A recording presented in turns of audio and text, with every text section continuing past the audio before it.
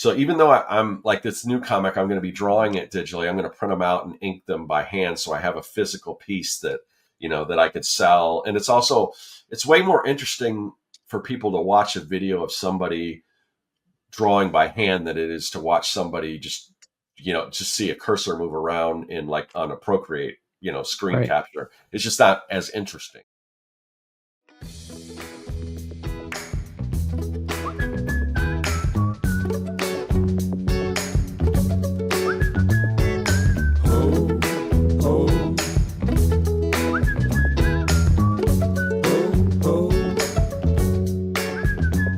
Welcome to Storycomic Presents, where we interview amazing storytellers and artists. This is episode 487. I'm your host, Barney Smith of Storycomic.com, and we're excited to have back with us the internationally acclaimed and talented comic creator and illustrator and designer, Scott Serkland. Hey, Barney, how's it going? Good. Internationally acclaimed. I like that. See? I mean... And so we were just mentioning too, this is your third time on, so now you officially get the moniker friend of the show. And awesome. So with Glad that will come a little, you get a little badge, and then you can just put it on all of your work, and just awesome. Either half a page of wherever you want to put it is fine. Very cool. Very cool.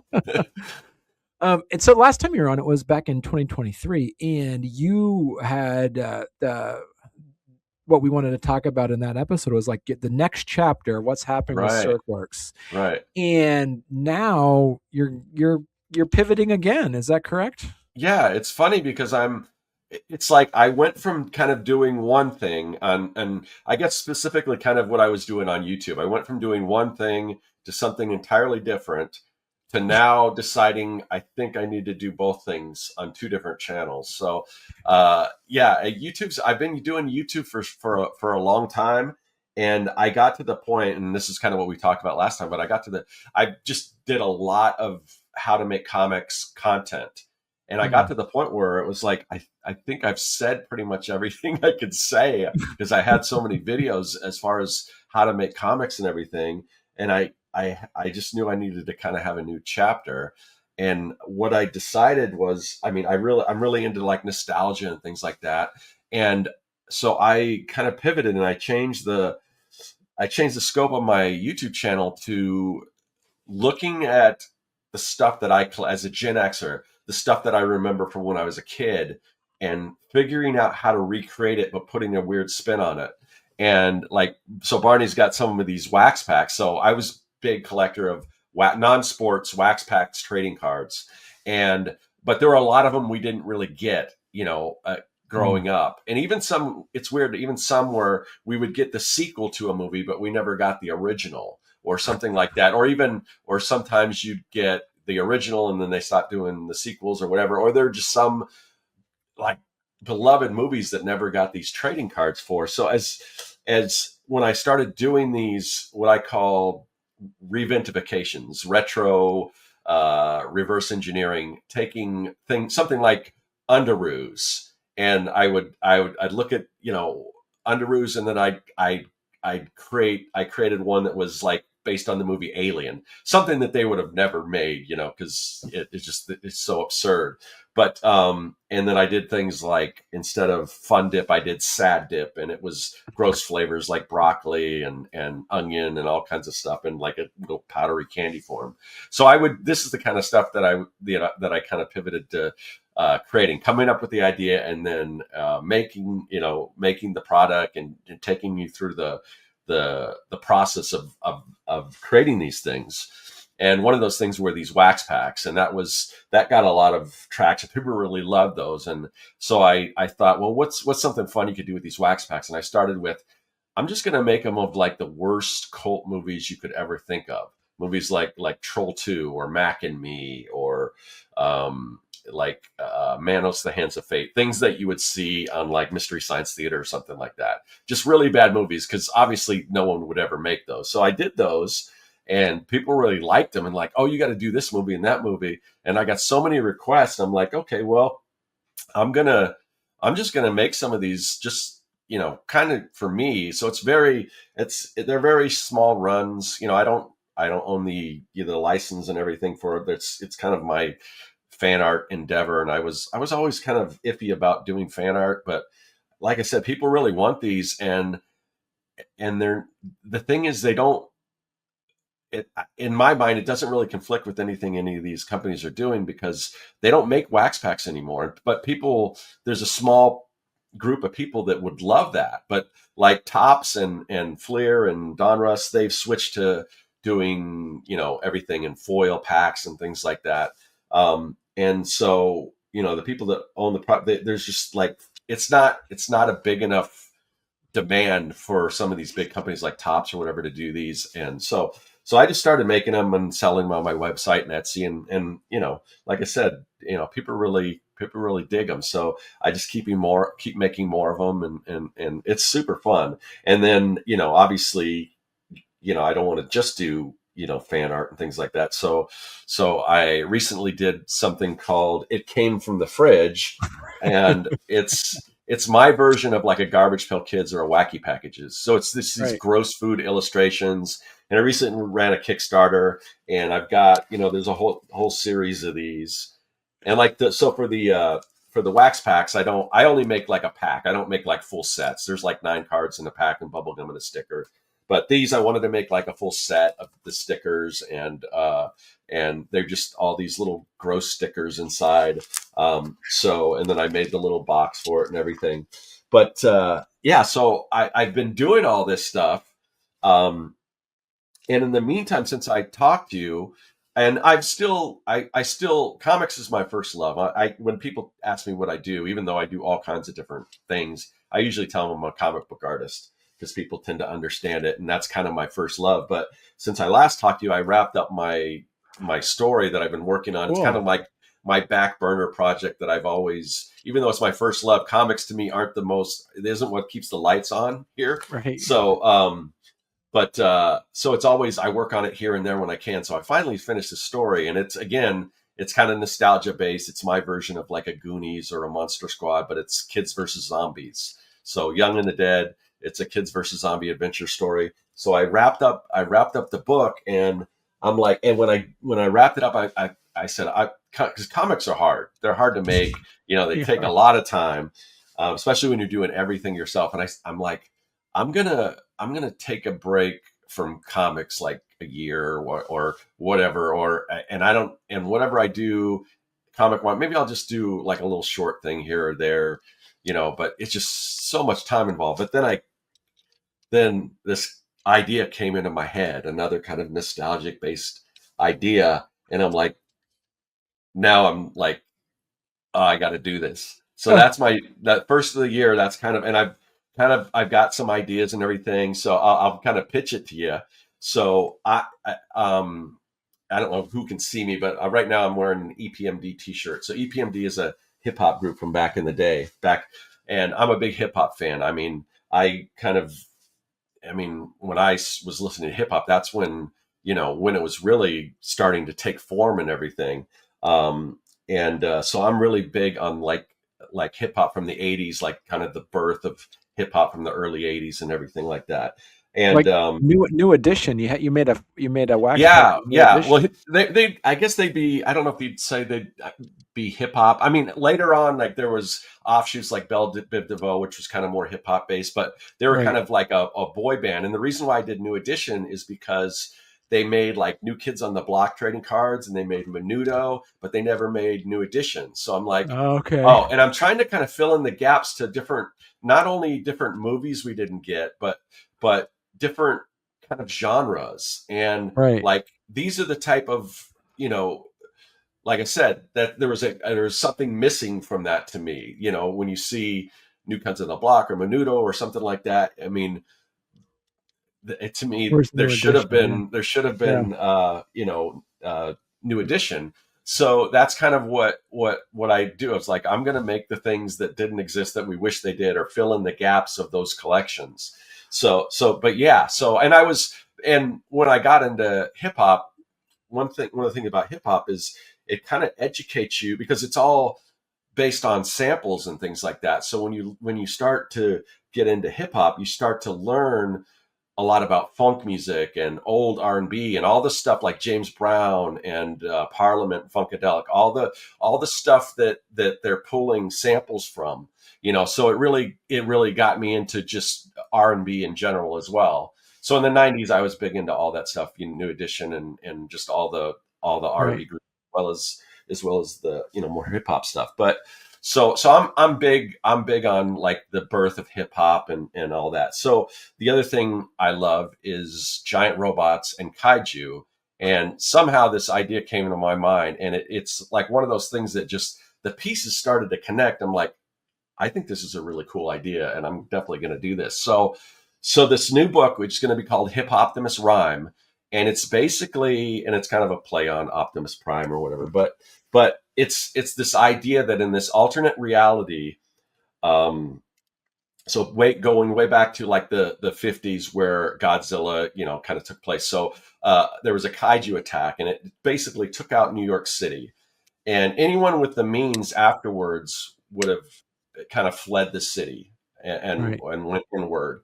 And so it kind of left New York City just kind of devastated. And the people that were left behind were kind of people that just didn't have the ability to kind of get out, and they kind of stayed.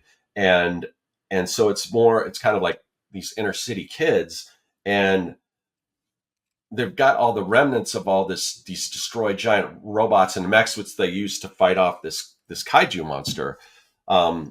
And since then, and that was the end of it. Nothing ever happened after that. They've destroyed the kaiju, but it was just kind of devastation. So what ended up happening was these kids years later, when in like what would be this alternate '80s, or very late '70s, early '80s, they started to take these giant robots and hooking them up with speakers and all this stuff, and they would do these giant like rap battles with these robots. And it's kind of highly illegal. It's because what happened was the government decided that they've moved on to more automated like AI versions of these giant mechs that they've built an army of that will protect us if anything ever comes back.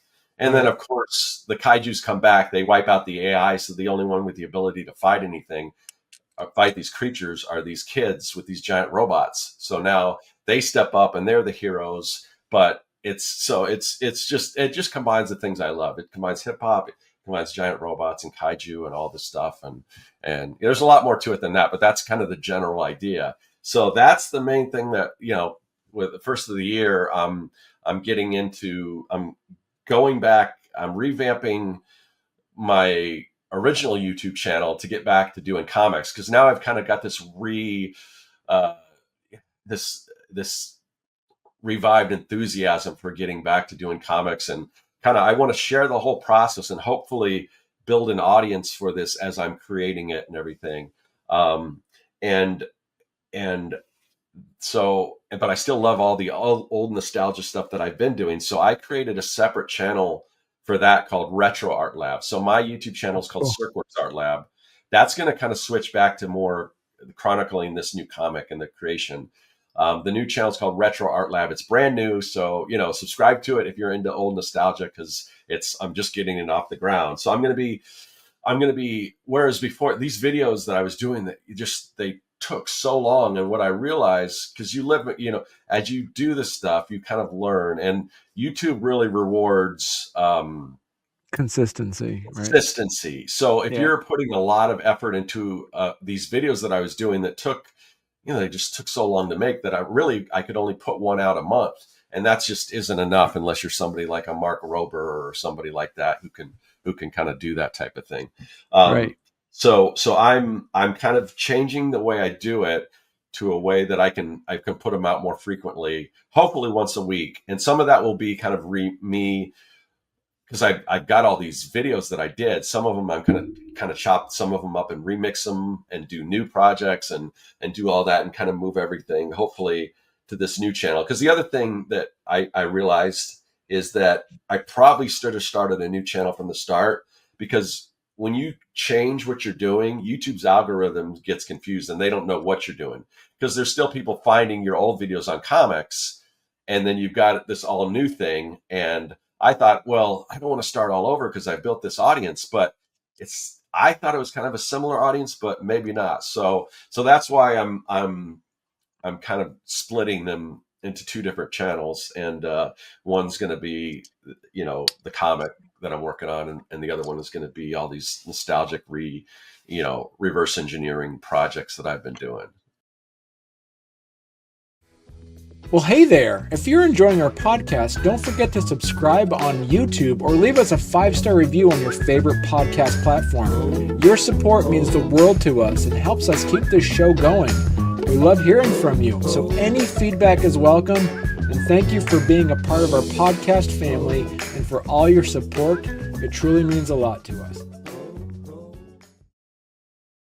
Initially, I discovered you about 7 years ago, or it's been that long, is your downloads that I found. That was your comic lettering masterclass and your comic book World Builder, and your comic maker toolkit, which is fantastic. And you're still getting folks that are like downloading these as well, because they yeah. I just, and also, so I've got these on my website. I've got a new one that's going to be, I've got, like, you can see the one that's the Amazing Comic Book World Builder. That's like my big one. That's like the, the biggest digital product I have.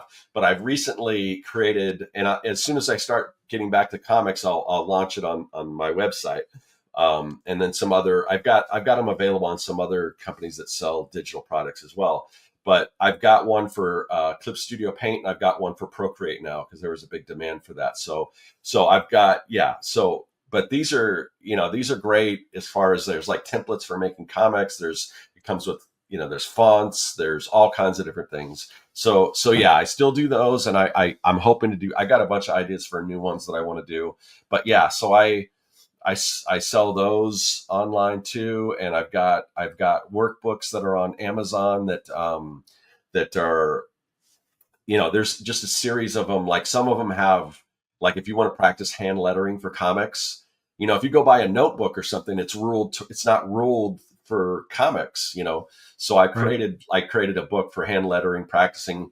So it's basically just a ruled notebook, but it's ruled like with using an Ames lettering guide, which is what comic book artists use to rule, the comics. So and then in the beginning of each book, it's got some lessons and things like that. So I do those, and then I've got some that have just panels. You could if you don't want to have to draw your panels, it's got panels you can practice on, and I've got just all different ones. Some are for designing covers, but I've got a series of books. So I've always, whereas, like I said, the comic isn't, it's not always, I mean, if I go and do a show, like, I don't sell a lot of my books online, but if I do a show, like a exhibit at a Comic-Con, or like when I go out to like Free Comic Book Day or something, they sell really well there. Anytime I'm in person, they sell really well, and I think I've got those online too, the trade, now that it's out.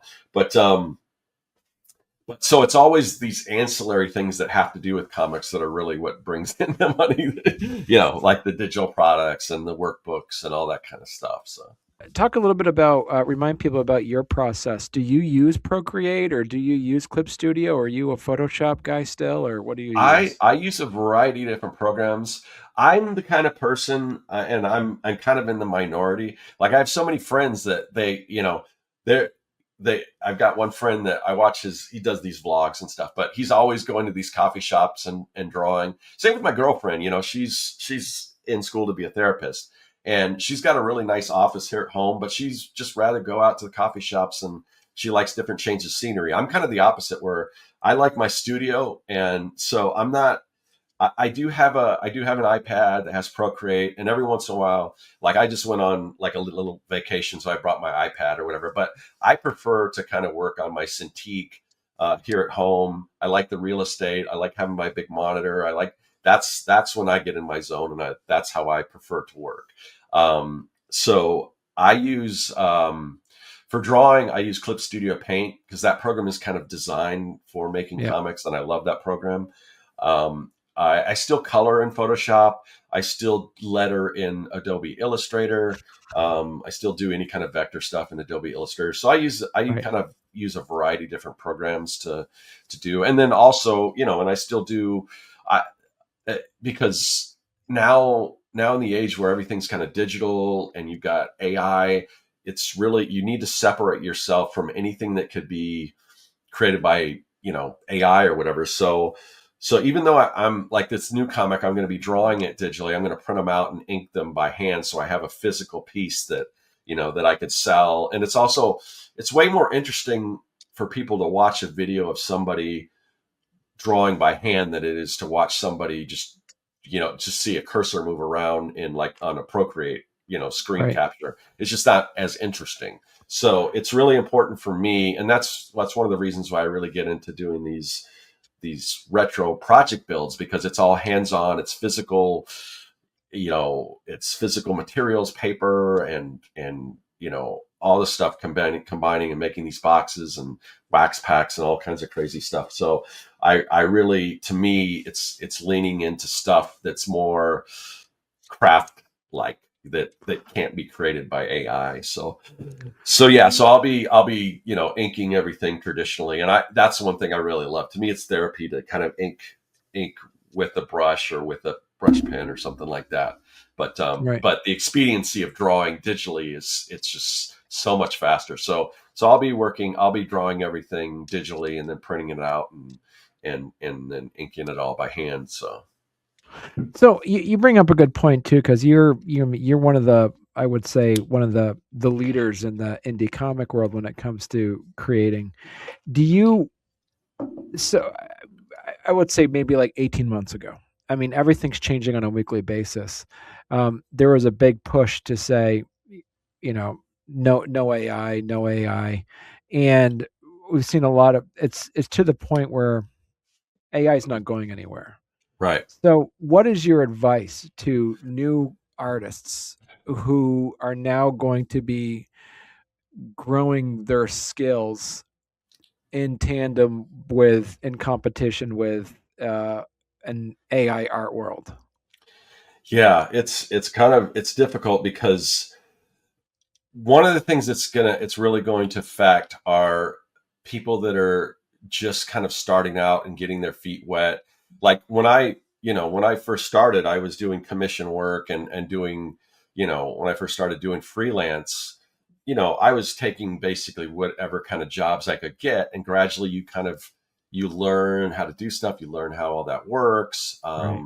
And then I've also, I've had to reinvent myself as an artist so many times, and I'm kind of doing it again. But and I've had stints where I've worked full time for like either a game studio or greeting cards or something like that. And then I've had, times where I've just done freelance. I've had times where I've done both at the same time. I think it's going to be harder to find those kind of on staff jobs as an artist, because Right. businesses, they want to make money, so it's like, I don't, and also going back to what I was saying, when you're starting off and you're kind of a little rough around the edges and you're still kind of learning, those are the type of jobs that are going to be taken by AI, because it's working for like a mom and pop place. They probably don't have the money to invest in paying an artist, so they're probably going to, and I wouldn't advise this if I was mom and pop, because you want something, I think the whole idea of creating a brand or something like that is to help you stand out amongst everything else. So I think it makes sense to actually hire an artist instead of trying to do it all yourself with using prompts and AI and all that. So that's really going to be the hard part, because I'm past that point where the stuff that I could have done, you get to a certain level where you can do things that AI is not necessarily going to do, because once you get into bigger clients, like I said, they understand the importance of separating yourself and doing something different for the most part. I mean, Right. so that's going to be hard. My advice, and most artists aren't going to hear this, or aren't going to want to hear this, but you really, and this isn't what I signed up for, but I've learned kind of how to do it by necessity, is you've got to be an entrepreneur. You've got to figure out, like for me, I'm at the point where I don't really even solicit like missions or freelance jobs or things like that. I try to build my own projects and things, and market it myself, and sell them myself, and kind of build a brand around, what I'm doing. Because one of the great things about being an artist is that's kind of the big hurdle that a lot of startup companies have to get over, is they've got to create a look, a brand, and all this stuff. If you're a decent enough artist, you can do all that stuff yourself, you know. And now some of these other places can kind of do a facsimile of that with AI, but if you're creative, you can come up with the ideas, you can come up with the products and all that stuff. So, and that's hard for a lot of people, because when I first started off, I thought, oh, I'm gonna, I want to be a comic book artist. I'm just gonna draw the best I can, and then I'm gonna submit it to Marvel and DC, and then Stan Lee's gonna pick up the phone and give me a call. It's like, hey kid, you got what it takes. Why don't you come to work for me at Marvel Comics or whatever? So I thought that was kind of like what happens, and it wasn't really that easy. So and then also I found kind of a love for kind of doing my own thing, which, like the big companies, they're not interested in that. They're interested in their own properties that they own and everything. So I just kind of started making my own comics and stuff, and by, like I said, by necessity, kind of learning how to market that stuff and everything.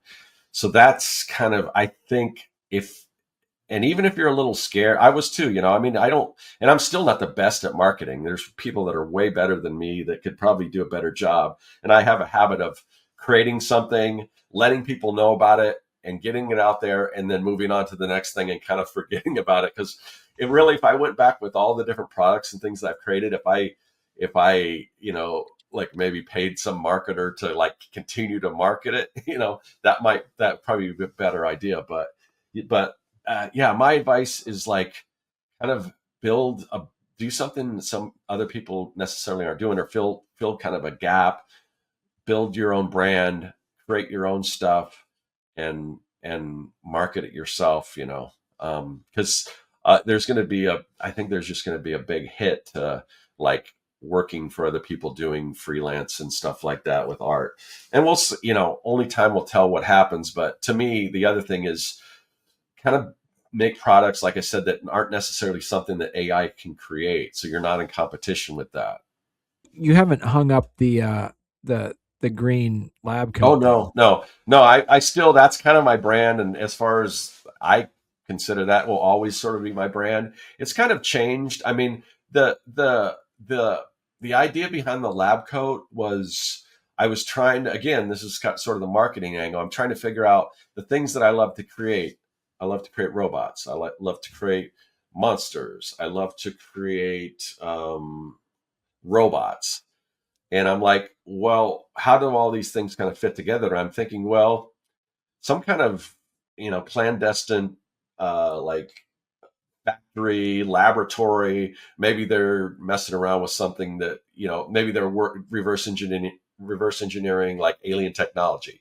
Maybe they're building robots. Maybe they're working with chemicals, and a virus spreads and creates monsters or whatever. So that's kind of like, oh, okay. So something like this, it's kind of this scientific laboratory is a way I can tie everything together. And I've always loved Frankenstein and mad scientists and stuff. So that's where that came from. So I'm still doing that kind of stuff. And for a while I was, like I said, I've reinvented myself a few times, and I still have some of this stuff on my website. I don't know how it doesn't sell a whole lot now because I don't put a lot of focus on it, but I've got all these, what I would call, I used to make little like lab products like slime, and I'd create a story around it and all this stuff. So these little products and prints that had to do with science and technology. And so my whole brand was around that. Since then I've kind of moved away from that, but I still love the science, or I still love the mad science vibe to it. So that's why my YouTube channel is called, Serkworks Art Lab or Retro Art Lab. So Art Lab is kind of the overarching kind of brand, idea behind basically anything I do. So I've got, like, in my studio here, I've created a little, backdrop that's got all my nostalgic stuff up, and it looks kind of like I call it my underground lair. So yeah, I'll always wear the green lab coat and stuff like that. But yeah, that kind of ties it. And people recognize me. Like when I go to like a comic convention, people recognize the lab coat. And I'm not saying that, compared to a lot of people, I don't have a huge following, and I don't get a whole lot of views and everything on YouTube. It's kind of dipped a little bit since I've, making all these changes. But I've been doing it for so long, and I've got some videos that they've got hundreds of thousands of views. And if you're an artist, particularly a comic book artist, maybe you don't subscribe to me, maybe you don't watch me on a regular basis, but the chances of you seeing at least one of my videos, because there's so many out there, is pretty high. So people can like, oh, I remember that guy. I remember he used to make these videos way back in the day, and I'm still doing it, So, but yeah, so people tend to like recognize it as, the brand and everything it's like a bright green right. lab coat that I kind of borrowed from both Beekman from Beekman's World and Dr. Forrester from Mystery Science Theater. So right. yeah. Excellent. So people can follow you then, Scott, because as you say, there's new things coming. They should be going to serkworks.com, correct? Yeah, sir. If you go to serkworks.com, that will link you to everything else. I don't know if there's a link to the new channel yet. There will be. It's just a matter of getting everything set up. But the new channel is called Retro Art Lab on YouTube, and then the other one is just. The other one, there is definitely links to it from there. But Serkworks.com has all my, wax packs that I'm creating. It's got That's my awesome. Comics. It's got links to my Patreon. It's got links to my, YouTube channel. I'm not super active on other social media. I keep saying every year, I'm like, I got to get more active, but at least posting and stuff. I try not to get into the whole doom scrolling and things like that, unless right. I'm in someplace like a doctor's office or something where there's really nothing else to do. But if it's a choice between scrolling or making something, I'd rather be making something. So I try not to get too involved with other social media, but I do like YouTube. I like making videos and things like that. So, right. And then I've got a newsletter. Like if you on the front page of my website, there's a thing where you can get a free comic maker starter kit, and that will also enroll you in the newsletter. And in the newsletter, I'm putting out, when I do a video, I'll have like a kind of newsletter that kind of goes along with it, and it'll talk about just nostalgic stuff, like what were some of my inspirations for this project, and looking back at some old toys. And when I get back and doing this new comic, I'll share some of that stuff as well. So I usually put out a newsletter at least once a month. And it's, and that's on Substack. So I'm also on Substack. And if I do they've got kind of something called Substack Notes, which is kind of their social media. So I kind of do that, but those are the, that's kind of where you'll find me. Yeah, because I subscribed to your newsletter, and that's how I learned about your new projects that you're following. Your reventification. We got to start using that word. That's going to make it more common. Yeah. You got to trademark that. That's a good one. Yeah, I'll have to look into trademarking that. Yeah. Yeah. Excellent. Well, thank you so much, Scott. And we got to have you on the regular, because I love chatting with you. It's always so nostalgic. Barney, I also have a live stream that I do every week with my co-host Joshua Kimball, and we've got to get you on there too. So we'll schedule something. If I understand if you're busy, like maybe the first of the year, I can reach out to you, and I'd love to get you on there, because we were talking before the show, and you've got a lot of really cool stuff going on. So since I've last talked to you, so yeah, definitely, I'd love to get you on the show. Excellent. All right. Well, thank you so much, Scott. Thank you, Barney.